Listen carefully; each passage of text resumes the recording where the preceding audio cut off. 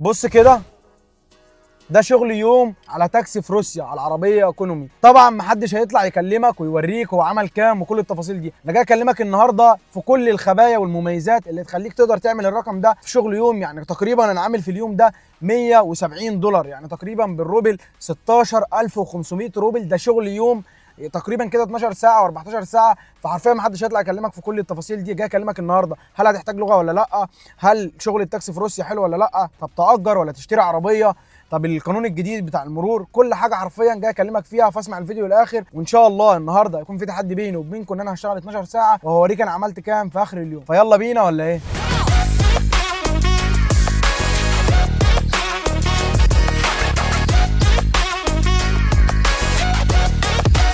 طبعا يا شباب ما ينفعش نبدا الشغل غير بقهوه، فهنخش كده جيزن مارت نجيب قهوه ونروق الكلام.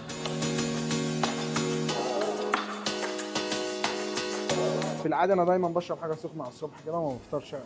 اول حاجه ممكن مثلا نطلب حاجه سخنه، ده لو انت عايز تكتب اسمك وكده. قهوه هتضاف هنا اهو كده. لو عايز ادفع يمين، مش شرط يمين، يعني ممكن ندفع مثلا بالكارت على مكان، بس بتدفع هنا اهو كده زياده 174 روبل. المفروض ان هو دفع بس. فهتجهز هنا، هيعتمد علينا دلوقتي او احنا نروح نجيبه ونكمل بقى باقي اليوم. يلا بينا.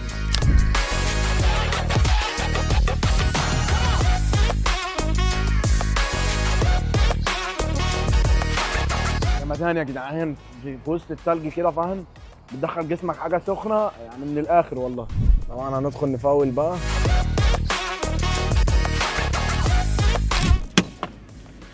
زي ما انتم شايفين يا شباب وصلنا. مبدئيا كده عايز اعمل بس زوم وروم ان العربيه ما فيهاش بنزين، عشان نبقى عارفين بس ان احنا هنبدا الشغل على كام. زي ما انتم شايفين حرفيا العربيه ما فيهاش شرطه واحده. مبدئيا بس كده عايز افهمكم حاجه. انت يعني المكان بيبقى مقسم لاماكن، يعني بص هنا كالونكا 5 مثلا، او المكان اللي انا واقف فيه 5 بيبقى مرقم، يعني هنا برده هنا رقم 2، بيبقى في كذا مكان يعني. فانت بتشوف المكان اللي انت واقف فيه وبتشوف انت هتحط 92 95 ايا كان هتحط كام، وتدخل على الكاسه جوه تدفع، او تدفع من الموبايل. انا كنت اقدر ادفع بالموبايل، بس انا طبعا عشان اوريكم التفاصيل والدنيا كده، فتعالوا معايا ندفع.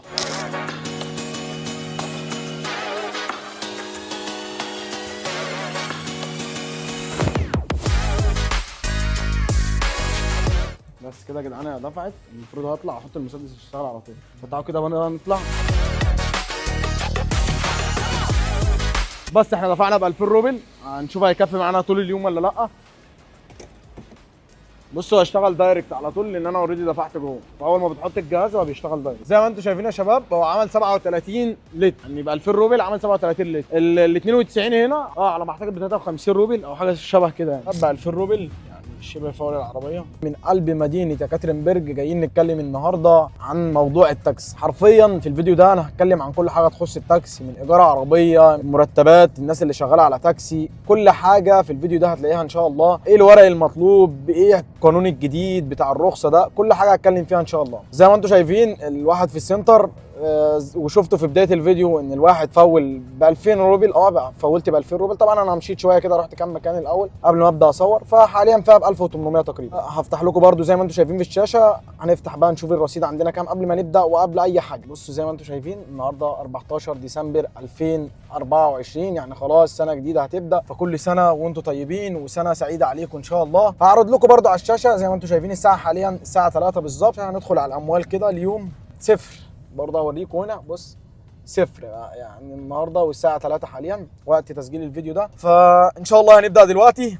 وشفتوا البنزين وشفتوا الرصيد، تابع الفيديو للاخر عشان تعرف كل التفاصيل. ويلا بينا. هفتح كده البرنامج اهو وندوس متصل الان. كده احنا خلاص عملنا اتصال. هنشوف بقى اول زكاز هيجي لنا ان شاء الله دلوقتي اهو، يعني جه حاليا اهو. ده اول زكاز. ندوس قبول ونبدا ان شاء الله. ثبت بقى الموبايل كده عشان نركز في السواقه. كيلو 200 متر في 5 دقايق. الدنيا بس زحمه شويه النهارده عشان طبعا خلاص بقى راس السنه والروسيين بقى اجازات، والنهارده السبت كمان. فهنشوف الدنيا مع بعضينا دلوقتي. معلش يا شباب، وانا عملت رحله واحده بس حصل لي ظرف والله. الموبايل اللي انا بكلمكم منه ده فصل، والموبايل التاني اصلا يعني هو ما كانش مشحون، فالموبايلين فاصلين، فما كانش ينفع اكمل شغل ولا ينفع اكمل تصوير على نفس الريتم لان الاثنين بحتاجهم. فاحنا هنرجع تاني نكمل. حاليا الساعه 4 وربع والبنزين يعتبر شبه هو كده. نقطه الوقت بس ان انا ضيعت حوالي ساعه وساعه وشويه لان احنا كنا بادئين على ما اعتقد الساعه 3. فنرجع نبدا تاني بس الساعه 4 زي ما انتم شايفين دلوقتي الشاشه ظاهره قدامكم ان الساعه حاليا 4 و10. اطلع لكم بره برده دلوقتي 4 وربع تقريبا اهي. وما عملتش غير رحله واحده اهي النهارده اليوم، غير رحله واحده بس ب 157 روبل. تمام. فاحنا هنكمل دلوقتي. خليكم معايا كده برده. تبديلي لو متصل. بص ده 800 متر وبيقول لك ان معدل الطلب مرتفع.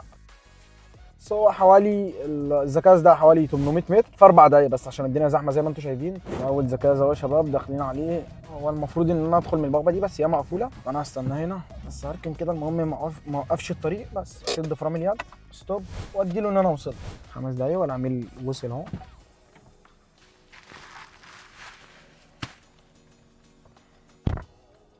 هو حط الحاجه ويركب الجنب التاني.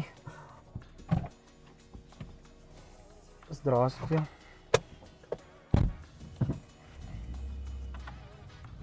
وانا كده كانت اول رحله. الرحله كانت حوالي كيلو، كانت عامله 300 روبل في 6 دقايق.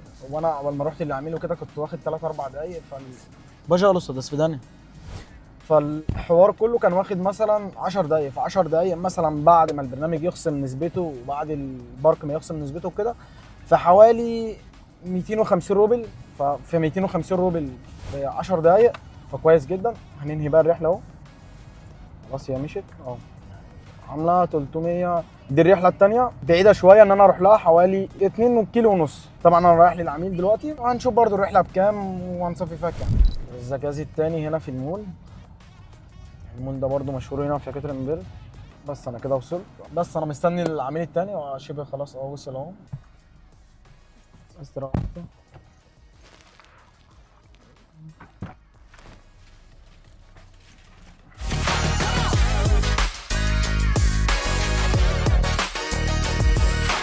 في البدايه كده بالنسبه للايجار هتلاقي ولا لا؟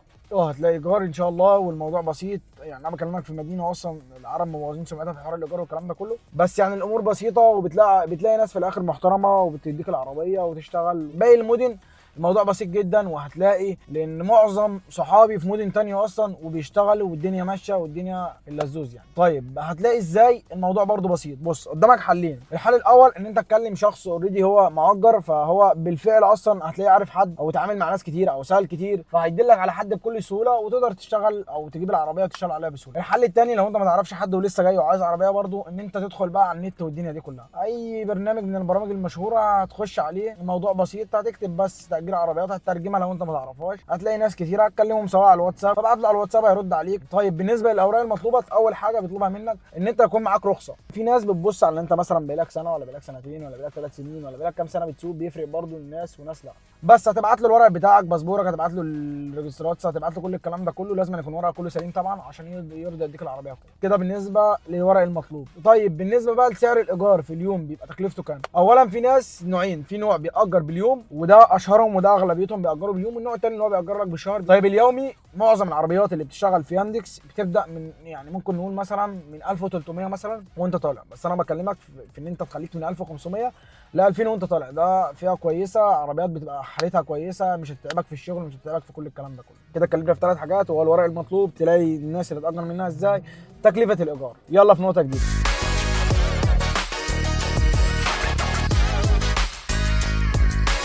بصوا احنا كده عملنا 3 زجاجات يعني 3 رحلات. احنا بادئين انا فاكر حوالي 5 ونص 4 ونص سوري او 4 وتلت في رينج ده. حاليا الساعه وقت ما انا بكلمكم بالظبط حوالي الساعه 5 و37 دقيقه. فطبعا عشان التصوير وعشان الكلام ده كله انا باخد وقت بحط الموبايل وبعد كده برجع اصور والكلام ده كله. فممكن نقول مثلا حوالي ساعه بالظبط او ساعه مثلا نقول ساعه وربع مثلا. عملنا كام في الساعه وربع دول هنشوف. يعني ساعه وربع هو في حوالي بص كده 1573. كان في اصلا ان احنا كنا عاملين رحله باين حوالي ب 150 او حاجه زي كده. فاحنا ممكن نقول ان الساعه وربع عملنا فيها 1500 روبل. احنا لسه طبعا مكملين بس انا قلت ايه هتابعكم اول باول كده ان شاء الله. وداخل على الزجاج الرابع اهو خلاص انا وصلت.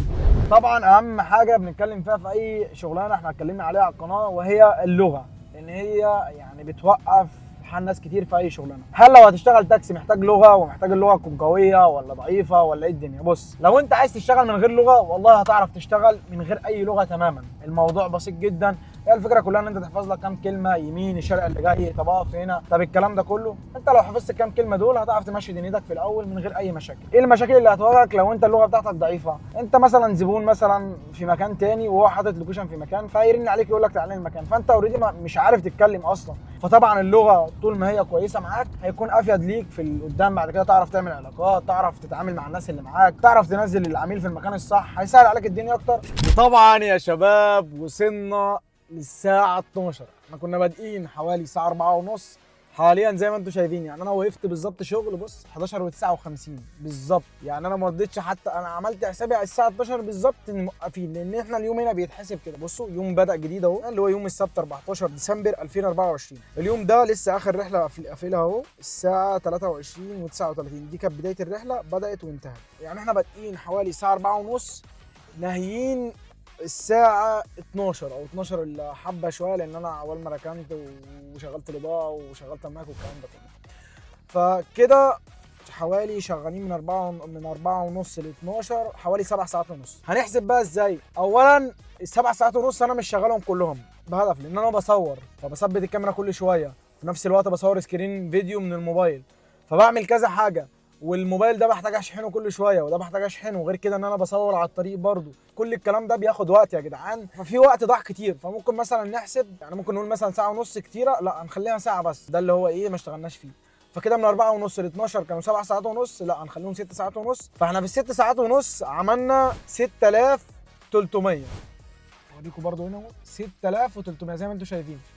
ف 6300 في 6 ساعات ونص، يعني تقريبا ممكن مثلا نقول في ال6 ساعات ونص عاملين 6500. مبلغ مش صغير. يعني مثلا انا شايف ان انا مش محصل 1000 روبل بنزين في 6 ساعات ونص. لسه هنشتغل ال6 ساعات الباقي ان شاء الله. احنا تحدي واخدينه على نفسنا 12 ساعه. فمن غير كلام كتير يلا نكمل.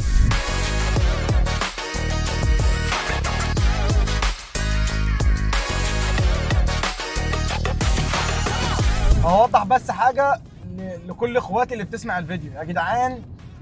ال1000 روبل بتساوي $10. يعني انا عملت في ال 12 في ال6 ساعات ونص اللي انا قلت عليهم دول 6500 روبل، صح؟ فال 6500 روبل دول عاملين حوالي $65. ف $65 في 6 ساعات ونص، فده كويس. يعني انا حاطط تارجت كده لنفسي ان شاء الله، يعني في ال 12 ساعه نكون عاملين مش اقل من $120 ان شاء الله، يعني بما يقارب 12000 روبل. يعني انا مش شايف اصلا ال 12 ساعه هتاخد 2000 روبل ان شاء الله. يعني انا مظبطها على 2000 روبل بنزين، بحيث يصفى ليك 10000 روبل. 10000 روبل في شغل 12 ساعة. مفيش حد صور وورى وعمل كل الكلام ده. فأنا مستني تقدير من إخواتي كسروا الدنيا. عايز الفيديو ده يوصل لأكبر عدد من الناس. يلا بينا نكمل.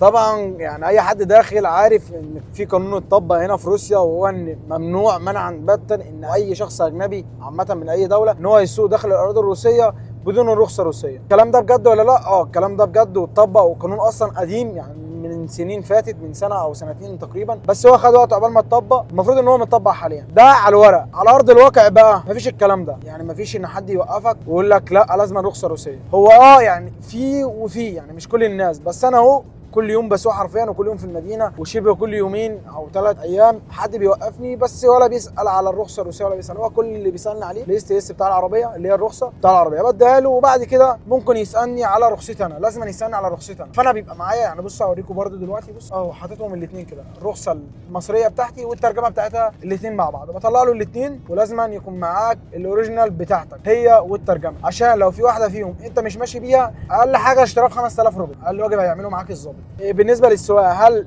احنا ينفع نسوق بالرخصه العربيه بتاعتنا؟ قدامك حلين، يا اما تسوق بالرخصه بتاع بلدك سواء انت مصري سواء ايا كان دولتك، عادي هتسوق بيها مفيش اي مشاكل. او الحل الثاني ان انت يكون معاك رخصه دوليه، ودي موجوده في كل الدول. اي حاجه منهم بتترجمها وبتمشي بيها عادي. ده بالنسبه للرخصه. فانصح اي حد جاي وناوي ان هو يشتغل، حتى لو مش ناوي، يطلع تكلفتها كلها ب 800 جنيه. في هنا عربيات بتتاجر مفيش اكتر منها في الشارع، في اي حته رايح مشوار تاجرها، خارج مع ناس صحابك، كل الكلام ده كله. بس ده بالنسبه للرخصه. طبعا يعني انت شايف بعد اللي شفت ده كله ان الدنيا جميله وخلاص انت خدت القرار، اهدى بس على نفسك كده والحماس ما ياخدكش. الحوار كله فيه عيوب اكتر من المميزات. يعني هقول لك بس ابسط مثال كده، حادثه. كبسه يا معلم، كبسه يا معلم. ايه كبسه يعني ايه؟ خلاص مالك في ايه؟ ده انت مع المعلم مش اللي عمره ما اتمسك في حياته. فالامور عاديه وبسيطه خالص، ما فيش اي حاجه يا جدعان. يعني انا حتى بكلمكم والله، بص المايك اهو، كنت بصور في نفس المكان بس، فعادي الامور عاديه يعني. زي ما انتم شايفين يا شباب، خلاص وصلنا للنهايه. الساعه حاليا يعني انا مخلص من ربع ساعه تقريبا، كانت اخر رحله. بس انا يعني كنت بصور والموبايل فصل، يعني حتى الموبايل شحنته شويه اهو. فبس تعالوا كده نشوف بقى احنا وصلنا لايه. نفتح بقى الاكونت، تاتش بس بيعلق. بص حتى يعني انا لو عايز اشتغل دلوقتي مش بيشغلني، بيقول لي ايه، خد قسطا من الراحه. يعني بادئين 4:30 العصر، مخلصين 4:30 بالليل، يعني حوالي 12 ساعه بالظبط. هو بيقول لي بعد 5 ساعات حوالي 6 ساعات تقدر تكمل شغل تاني. طيب بالنسبه للرصيد بقى، وصلنا لكام وعملنا كام؟ طبعا لو فاكرين ان احنا بدانا الساعه 4:30 ونهينا الساعه 12. حوالي 7 ساعات ونص، شلنا منهم حوالي ساعه اللي هي بقى الوقوف بقى وتصوير، بقت 6 ساعات ونص. وعملنا في ال6 ساعات ونص الاولى حوالي 6350، يعني حوالي 6500 في 6 ساعات. بدات انا الساعه 12 وربع، لو تفتكروا اول زكاز كان حوالي الساعه 12 وتلت، يعني ممكن نقول 12 ونص. من 12 ونص ل 4 ونص حوالي 4 ساعات. فال4 ساعات عملنا حوالي 3420، يعني ممكن نقول 3500. 3500 في 3 ساعات، فكويس جدا. ممكن نقول 4 ساعات كمان. في النهايه كده يا شباب، احنا يعتبر شغالين من الساعه 4:30 العصر ل4:30 بالليل، يعني حوالي 12 ساعه. لو احنا مثلا حسبنا ال 12 ساعه دي مثلا تصوير بقى، ان انا بقعد كل شويه اصور واثبت المايك، فاحنا كده مجمل عاملين 6350 زائد 3400. ممكن نقول الاجمالي حوالي 10000 روبل. 10000 روبل في 12 ساعه، فكويس جدا. لو احنا طلعنا ساعتين بس اللي هم بتاع الراحه بقى والكلام ده كله والتصوير، لان انا بصور، انا ما كنتش بصور، كنت وصلت ل 12 بكل سهوله. فاحنا كده ممكن نقول في ال10 ساعات عملنا 10000 روبل. فحرفيا 10000 روبل في 10 ساعات. انا وايكونومي، انا شغال ايكونومي برضو. يعني خلينا بس على الاكونت قبل ما الموبايل يفصل كده. فئات الخدمه اهي، بصوا كده اهي، مش شغاله الا وفره ايكونومي، اقل حاجه، حتى مش شغاله اطفال ولا اي حاجه تانية. وكده مصفيين 10000 روبل في 10 ساعات بس، يعني حوالي $100 تقريبا، بالمصري حوالي 5000 جنيه مصري كده. ده بالنسبه للرصيد وبالنسبه للوقت. نيجي بقى اهم حاجه البنزين. يعني بصوا احنا كنا حاطين زي ما قلت لكم ب 2000 روبل او حوالي 1800 روبل، يعني دول كده مثلا حوالي 350. يعني احنا كده استخدمنا بحوالي 1600 روبل او 1700 روبل، فممكن بزياده 1700 روبل. ف 1700 روبل من 10000 لو شلنا البنزين يعني هيكفي معانا 8300 روبل. 8300 روبل هنفترض ان انت لو بتأجر فهتطلع 2000، يعني هيبقى معاك حوالي 6300 روبل. فحرفيا انتوا شايفين ايه؟ مستني رايكم في الكومنتات. وعايز بس اقول حاجه في الاخر، الايجار من الاخر هتشتغل 12 ساعه بيرفكت من الاخر كده، هيبقى حلو في كل الحالات. انت اشتغل بس صيف شتاء، طالما هتشتغل 12 ساعه ربنا يكرمك، هتطلع فلوس البنزين وفلوس الايجار وفلوس ليك انت كويسه ان شاء الله، وهتبقى هتعجبك يعني. طب لو اشتغلت اقل من 12 ساعه، اشتغلت مثلا 9 ساعات، يبقى انت كده اللي هو ايه، بتجيب بنزينك وبتجيب ايجارك وبتجيب اكلك وشربك. طب لو انت اشتغلت 8 ساعات او 6 ساعات، يبقى انت كده شغال لله وللوطن، شغال لصاحب العربيه بتدفع له الايجار والبنزينك، ولو جبت لك اكل يبقى حلو قوي كده. فانا انصحك هتأجر، هتخليك راجل، تنزل 12 ساعه، عندك جامعه تخلص جامعتك اليوم اللي يبقى فيه عندك جامعه. انا بعمل كده يوم على الاقل لما انزل 5 ساعات احاول اعمل من 3 ل 4000 روبل، منهم 2000 روبل كده كده رايحين للايجار، يبقى يتفضل حوالي 1000 او 2000 تانيين. ممكن 1000 مثلا اطلعها بنزين، وال1000 التانية خليها اكل وشرب. المهم ما احطش عليا ايجار يوم بعد يوم. يا شباب بالله عليكم اللي يأجر ياخد باله من النقطه دي، علشان انت ما بتشتغلش 5 ساعات فبتنزل تعمل 6000 روبل او 7000 روبل. اوعى تكون خدت القرار بناء على الكلام اللي انا قلته ده كله، وان انت خلاص شغل التاكسي كويس حتى لو هاجر هطلع صافي ربح 6000. اوعى تكون فكرت كده تماما، لان انت لو سمعت الفيديو الجاي اللي هنزله على القناه ان شاء الله قريب جدا، وهو عن عيوب التاكسي. عيوب التاكسي ومخاطر التاكسي اقسم بالله ممكن توديك ورا الشمس وترجعك بلدك. تقول لي ازاي؟ انت لو عملت حادثه، خدت اشترافات كتير، خدت بروتوكول، الدنيا دي كلها. فانت اسمع الفيديو الجاي عشان اتكلم في عيوبه وخلاص. طب انا هقول يا عم الايجار مشاكله كتير، انا هشتري عربيه برضه، لو اشتريت عربيه في مشاكل وفي حاجات هتقابلك زي مثلا القانون بتاع رخصه الجديد. فانت الفيديو الجاي ان شاء الله هينزل عن عيوب التاكس، وبعد ما تسمع الفيديو خد القرار. انت راجل فاهم وشفت احنا بنصفي كام في التاكس وشفت المخاطر بتاعته، لقيت الموضوع مناسب ليك، اشتغل وربنا يوفقك. لو احتجت اي حاجه بخصوص التاكس، بخصوص الرخصه، لو عايز تسجلها، بخصوص البرنامج، بخصوص الكلام ده كله، ان شاء الله هيكون في فيديوهات ليك. كلمني، الرقم بتاعي في البايو بتاع القناه، مش هيأثر مع اي حد. وطبعا ما تنساش اللايك الجميل، كومنت لو انا في حاجه نسيت اتكلم عليها، ولو انت شغال تاكس ومحتاج تعرف اي حاجه بخصوص التاكس، اي مشكله معاك كلمني، رقمي زي ما قلت لك في البايو. ما تنساش بقى تروق الكلام، لايك كومنت سبسكرايب المتين عشان تشوفني الفيديو الجاي وتستفاد اكتر، واشوفكم في فيديو جديد.